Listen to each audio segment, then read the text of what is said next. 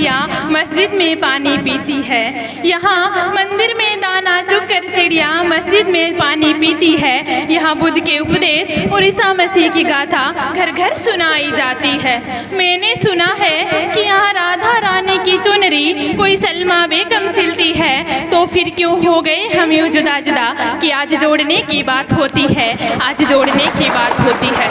सूर्य के समान तेजस्वी आदरणीय अध्यक्ष महोदय और हमारे नीर शीर विवेकी निर्णायक मंडल, सम्मानित मंच और प्रभु श्रोतागणों को मेरा नमस्कार। आज का हमारा विषय है 2047 का भारत, विकसित भारत, संपन्न भारत। भारत जो भौगोलिक और सांस्कृतिक विविधताओं को अपने आंचल की छांव में छुपाए हुए एक ऐसा राष्ट्र है जो अटूट अटूट और कालजयी है। भारत जिसने अपने ज्ञान के दीपक से संपूर्ण विश्व को ज्ञान दिया है। महोदय, जब हम भारत की वर्तमान स्थितियों पर दृष्टिपात करते हैं तो हम पाएंगे कि आज भारत ने ज्ञान, विज्ञान, शिक्षा, रक्षा आदि में प्रचुर विकास तो किया है, लेकिन महात्मा गांधी के सपनों के स्वतंत्र भारत को बुलंदियों तक पहुंचाना अभी शेष है। 2047 तक भारत को विकसित एवं संपन्न बनाना है तो हमें हमारे वर्तमान प्रधानमंत्री द्वारा दिए गए पंच प्रणों को अपनाना होगा, जिसके तहत हमारा पहला प्रण आता है विकसित भारत का निर्माण करना। महोदय, मेरे और इस सदन में मौजूद प्रत्येक श्रोतागण की विगत कई पीढ़ियों ने यही सुना है कि भारत एक विकासशील राष्ट्र है जो विकसित होने की कगार पर खड़ा है। महोदय, आखिर कब तक भारत के भाग्य में ये घिसा पिटा नारा चलता रहेगा?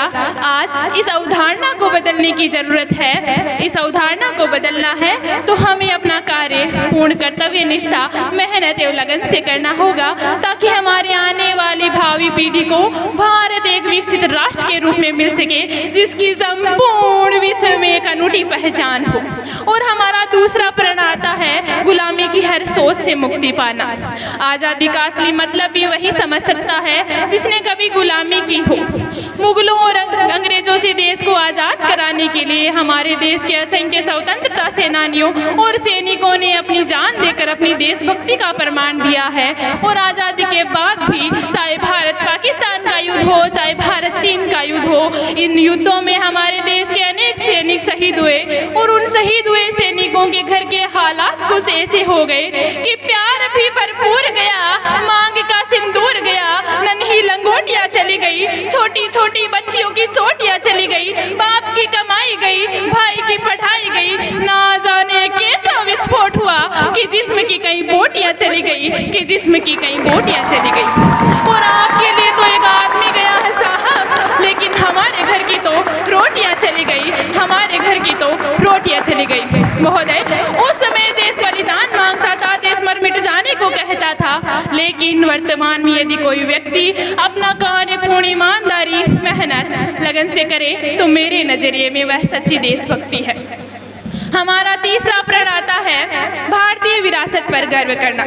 अध्यक्ष महोदय, भारतीय विरासत के रूप में जिस अजय संस्कृति और सनातन जीवन मूल्यों को सकोर होड़ों के आक्रमण आहत नहीं कर सके, जिस संस्कृति रूपी दुर्ग को तुर्क नहीं तोड़ सके, 8 शताब्दियों तक राज करने वाले मुगल भी जिस संस्कृति की मुरीद बनकर रह गए और 200 वर्षों तक यूनियन जैक का साया भी जिस संस्कृति का सहन नहीं कर सका, निश्चित रूप से हमारी संस्कृति हमारे लिए एक अमूल्य निधि है, जिसे संजोए रखने की महती आवश्यकता है।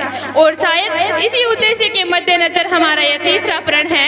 और हमारा चौथा प्रण है एकता एवं एकजुटता को बनाए रखना। अध्यक्ष महोदय, हम आज देखते हैं कि जातिवाद, भ्रष्टाचार, सांप्रदायिकता देश को दीमक की तरह खोखला करता जा रहा है।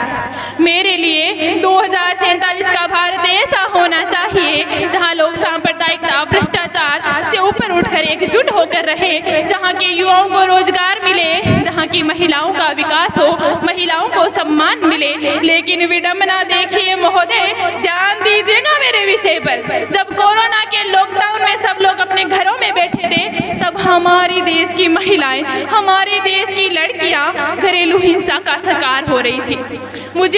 मैं चाहती हूँ कि हमारी महिलाएं अपने अधिकारों को पहचाने, अपने अधिकारों का सही प्रयोग करें और उनको न्याय मिले। और हमारा 5वां प्रण आता है एकता, अपने कर्तव्य कर्तव्यों को सर्वोपरि रखना, जो कि सबसे महत्वपूर्ण है, क्योंकि जब तक देश का प्रत्येक नागरिक, प्रत्येक व्यक्ति अपने कर्तव्यों का ईमानदारी से पालन नहीं करेगा, तब तक मुझे नहीं लगता कि 2047 तक भारत को संपन्न एवं विकसित बनाने का लक्ष्य भी पूरा हो जाएगा। अंत में इन्हीं पंक्तियों के साथ अपनी वाणी को विराम देना चाहूंगी कि क्या होगा असमानताओं की लकीरें खींचकर, चलो करें राष्ट्र निर्माण इसे देशभक्ति से सींचकर, कि कुछ नहीं होगा मेरा यहाँ मंच से चीख कर, कि कुछ नहीं होगा मेरा यहाँ मंच से चीख कर, चलो करें राष्ट्र निर्माण इसे देशभक्ति से सींचकर, चलो करें राष्ट्र निर्माण इसे दूसरों से सीखकर। धन्यवाद। जय हिंद, जय भारत।